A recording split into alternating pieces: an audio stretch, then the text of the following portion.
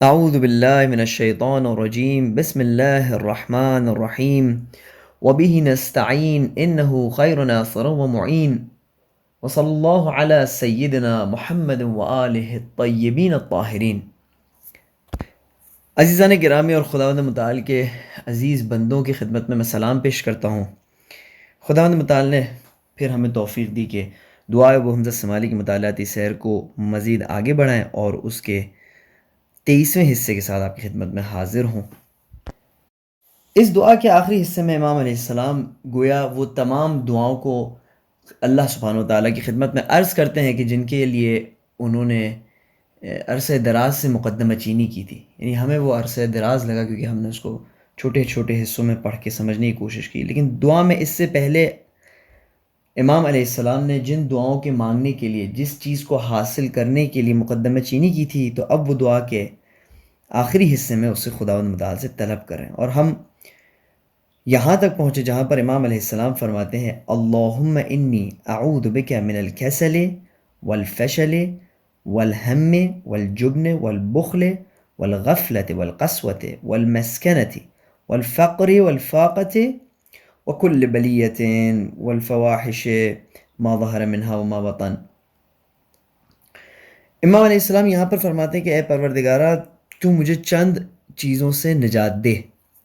یعنی کہ چند چیزوں سے میں تیری پناہ طلب کرتا ہوں، اور اس میں سے سب سے پہلی چیز جو امام علیہ السلام نے فرمایا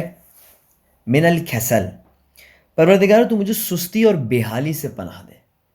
یہ وہ کیفیت ہے کہ جس کی وجہ سے انسان اگرچہ کسی کام کے قابل ہوتا ہے تب بھی وہ اس کی طرف نہیں جاتا، اور دعا کے پچھلے حصوں میں اس سستی کا تذکرہ بھی ہوا تھا، اور ہم نے یہ بھی بتایا تھا کہ یہ سستیاں کہ انسان جب کسی اچھے کام کو انجام دینے جاتا ہے تو اس کو ایک نیند کی حالت طاری ہو جاتی ہے یا اس پہ سستی غالب آ جاتی ہے، اور وہ جب کہ بہت مضبوط ارادہ بنا کر بیٹھا ہوتا ہے اور اس کے ارادے ٹوٹ جاتے ہیں تو اس کی کیا وجوہات ہوتی ہیں وہ ہم نے دعا کے پچھلے حصوں میں ڈسکس کیا، جہاں پر ایک وجہ یہ تھی کہ انسان جو لوگ ٹائم اپنا ویسٹ کرتے ہیں ان کے ساتھ زیادہ بیٹھنا پسند کرتا ہے، یا جو لوگ علم سے دور ہوتے ہیں ان کے ساتھ بیٹھنا پسند کرتا ہے، یا انسان جھوٹ کا عادی ہو گیا ہوتا ہے۔ تو ان چیزوں کو ہم نے پہلے ڈسکس کیا کہ کسل سے مراد جو سستی ہے تو سستی کی کیا وجوہات ہوتی ہیں۔ پھر امام فرماتے ہیں کہ اعوذ بک من الفشل، فشل عزیزان گرامی بددلی ہے۔ بددلی آپ اگر اس کو سمجھنا چاہیں تو آپ ایک مثال میں آپ کو دیتا ہوں، آپ ماں باپ کو دیکھتے ہیں کہ وہ بچے کی پڑھائی کی طرف دھیان نہیں دے رہے، وہ بلکہ چاہ رہے ہیں کہ بچہ جو ہے وہ جلد از جلد کسی کام میں لگ جائے، کسی کاروبار میں لگ جائے۔ اب آپ جب ان والدین سے سوال کرتے ہیں کہ کیا آپ کو علم کی اہمیت کا اندازہ نہیں ہے، کیا آپ کو پڑھائی لکھائی کی اہمیت کا اندازہ نہیں، تو وہ کہتے ہیں نہیں ہمیں بخوبی اندازہ ہے، ہمیں بالکل اچھی طرح پتہ ہے، لیکن کیا فائدہ؟ ہمیں تو پتہ ہے کہ دنیا کن کے ہاتھ میں ہے، ہمیں تو پتہ ہے کہ کس کو چانس ملتا ہے، ہمیں تو پتہ ہے کہ ہمارا بچہ کچھ بھی کر لے وہ کہیں داخلہ نہیں لے سکے گا، یہاں تو پارٹی بازی ہوتی ہے، یہاں پر تو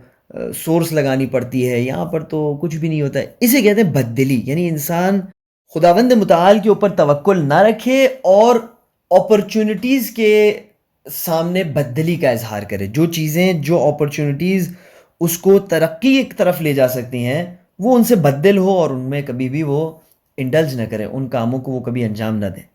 تو خدایا مجھے بددلی سے بچا۔ والہم، ہم کا کیا مطلب ہے عزیزان محترم؟ ہم یعنی وہ پریشانی،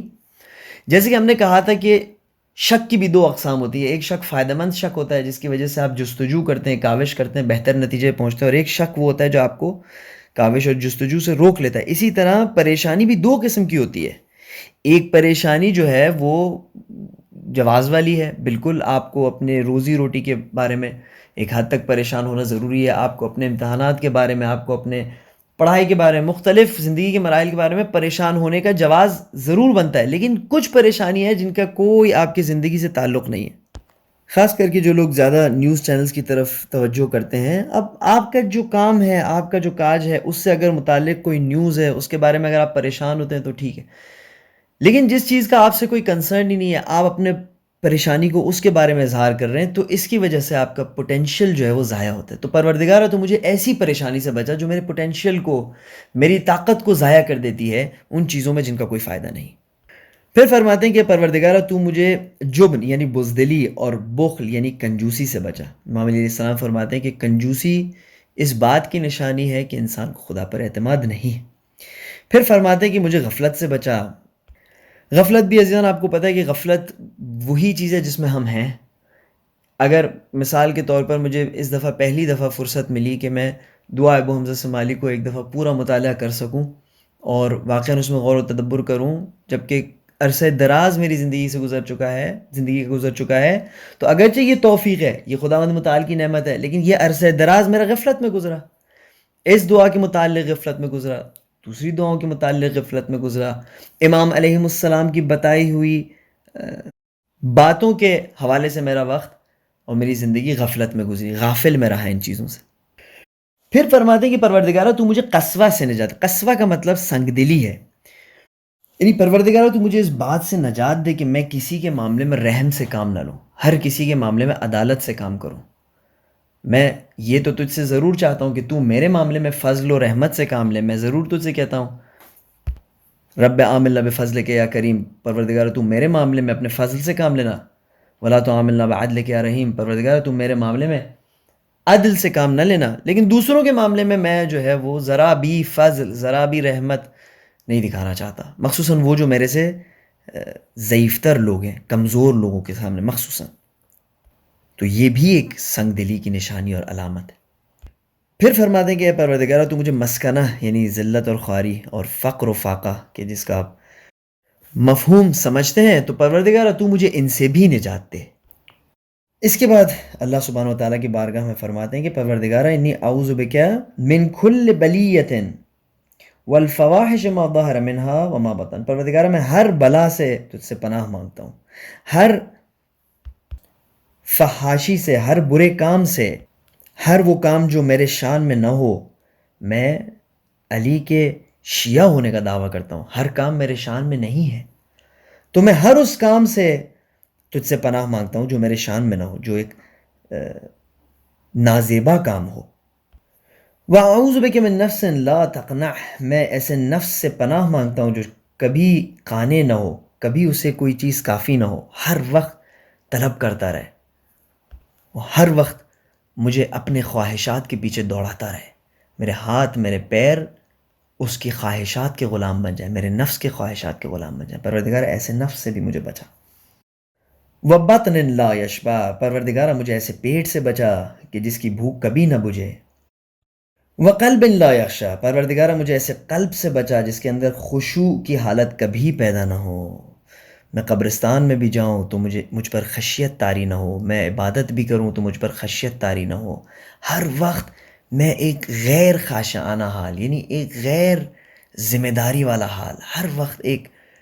دنیا میں مصروف رہنے والا لاؤبالی گری والا حال، ہر وقت ویسا حال مجھ پر طاری ہو اور کبھی میں خشیت کا احساس نہ کروں. امام حسین علیہ السلام دعائے عرفہ میں فرماتے ہیں اللہم اجعلنی اخشاک کأنی اراک، پروردگارہ تو مجھے ایسی خشیت عطا فرما، مجھے اتنا خاشع بنا دے کہ گویا میں ہر وقت تیری نگاہیں اپنے آپ پر احساس کر رہا ہوں. آپ ورکنگ انوائرمنٹ میں ضرور اس بات کو دیکھتے ہیں یا کسی اسکول میں کہ جب باس یا کوئی پرنسپل آتا ہے تو تمام اسکول والوں کے تیور بدل چکے ہوتے ہیں، رفتار اور کردار فرق کرتا ہے اس وقت سے کہ جب وہ باس نہیں تھا. کیوں؟ کیونکہ وہ اپنے آپ کو اس کی نگاہوں میں پاتے ہیں. تو اسی طرح خشیت وہ کیفیت ہے کہ جو انسان اس وقت احساس کرتا ہے اس کیفیت کو اپنے دل میں کہ جب وہ اپنے آپ کو خداوند متعال کی نگاہوں میں پائے. اللہم اجعلنی اخشاک کأنی اراک. پھر فرماتے کہ پروردگارہ والدعاء لا یسمع، مجھے اس دعا سے بچا جو سنی نہ جائے، یا تو دعا ایسی ہو اس قابل نہ ہو کہ سنی جائے، کسی مومن کے حق میں برائی کی دعا ہے، کسی گناہ کے کام کی دعا ہے، یا تو میرے حالات ایسے ہوں کہ پناہ بر خدا کہ تو نہ چاہے کہ میری دعا کو سنے، میں اس درجے پر پہنچ گیا ہوں کہ جس کے بعد تو نہ چاہے کہ تو مجھ سے دعا سنے تو میری دعا سنی نہ جائے. پھر فرماتے کہ وَعَمَلٍ لَا يَنفَعْ، پروردگارہ ایسے عمل سے مجھے بچا کہ جس میں کوئی نفع نہ ہو، گھنٹوں گھنٹوں گزار دوں مختلف یوٹیوب پر ویڈیو دیکھتے ہوئے، کوئی سیزنز دیکھتے ہوئے، کوئی سیریز دیکھتے ہوئے، وقت میرا جاتا رہے، عمل میرا ہوتا رہے، لیکن ایسا عمل کہ جس کا مجھے کوئی فائدہ حاصل نہیں ہونا. جبکہ اگر میں چاہتا تو اسی کام کو ایک مثبت انداز میں انجام دیتا. یہی جو میں بے فائدہ ویڈیوز کو سرچ کر رہا ہوں تو میں کم سے کم اسی کام کو کسی فائدہ مند ویڈیو کے سرچ میں لگا دیتا. اپنے علم میں اضافہ کرنے والی ویڈیوز کو سرچ کرتا، تیرے کائنات کے کسی گوشے کے راز معلوم کر سکتا، تیری قدرتوں کو سمجھ سکتا، دریا کی قدرتوں کو سمجھ سکتا تھا، کائنات کی دوسری جگہوں کی، آسمانوں کی قدرتوں کو سمجھ سکتا تھا، اور ان سب کی ویڈیوز موجود ہیں یوٹیوب پر. ان سب کے بارے میں مواد مختلف ویژول صورتوں میں موجود ہے. لیکن نہیں، میں نے اپنا ٹائم کس میں ضائع کیا؟ اس چیز کو دیکھنے میں کہ جس کا نہ مجھے دنیا میں کوئی فائدہ ہے اور نہ مجھے آخرت میں کوئی فائدہ ہے. پھر فرماتے ہیں کہ وَأَعُوذُ بِكَ يَا رَبِّ عَلَى نَفْسِي وَدِينِي وَمَالِي وَعَلَى جَمِيعِ مَا رَزَقْتَنِي مِنَ الشَّيْطَانِ الرَّجِيمِ. پروردگارا، تو میرے نفس کو، میرے دین کو، میرے مال کو اور ہر اس چیز کو جو تو نے مجھے رزق کی صورت میں عطا فرمایا ہے، شیطان کے شر سے محفوظ فرما لے. انک انت السمیع العلیم، بے شک تو سننے والا بھی ہے اور جاننے والا بھی ہے. پھر فرماتے ہیں کہ اللہم انہو لا یجیرنی منک احد ولا اجد من دونک ملتحد، یعنی اے پروردگارا، تیرے قہر و غضب سے مجھے بچانے والا کوئی بھی نہیں ہے. جس کا تقریباً ہم معنی جملہ آپ جو ہے دعائے کمیل میں بھی پڑھتے ہیں کہ ولا یمکن الفرار من حکومتک، کہ اے پروردگارہ، تیرے قبضے قدرت اور حکومت سے فرار کرنا کسی کے بس کی بات نہیں ہے. پھر فرماتے ہیں کہ ولا اجد من دونک ملتحد، اور نہیں تیرے سوا کوئی اس قابل ہے کہ مجھے پناہ دے سکے. یعنی نہ تو کوئی تیرے قدرت سے فرار کر سکتا ہے اگر تیرا قہر و غضب اس کے شامل حال ہو، اور نہ تو کسی کے پاس تیرے سوا کوئی پناہ گاہ اور ملجا اور ماوا اور سرپناہ ہے اگر اس کے اوپر مصیبتوں نے حملہ کیا ہو. تو اس مقدمے کے ساتھ خداوند متعال کے بارگاہ میں عرض کرتے ہیں کہ فلا تجعل نفسی فی شیء من عذابک، پروردگارہ مجھے ذرہ برابر بھی عذاب میں اپنے مبتلا نہ کرنا، یعنی ذرا سا بھی مجھے عذاب نہ ہو. بس اب تو ہی میری پناہ گاہ ہے. اب جب تو ہی سب سے بڑی پناہ گاہ ہے تو میں تجھ سے پناہ مانگتا ہوں کہ ذرہ برابر بھی تیرا قہر و غضب و عذاب، چاہے دنیا کا ہو آخرت کا ہو، میرے شامل حال نہ ہو. کیا بہترین دعا ہے، کیا انداز ہے دعا کرنے کا. اور دعا کرنے کا یہ انداز کتنا انسان کو ہمت دلاتا ہے، کتنا انسان کو اس بات کی طرف تشویق کرتا ہے کہ انسان خداوند متعال کی دل سے عبادت کرے. پھر فرماتے ہیں کہ ولا تردنی بہلکۃ ولا تردنی بعذاب علیم، پروردگارا نہ تو مجھے ہلاکت میں ڈالنا اور نہ تو مجھے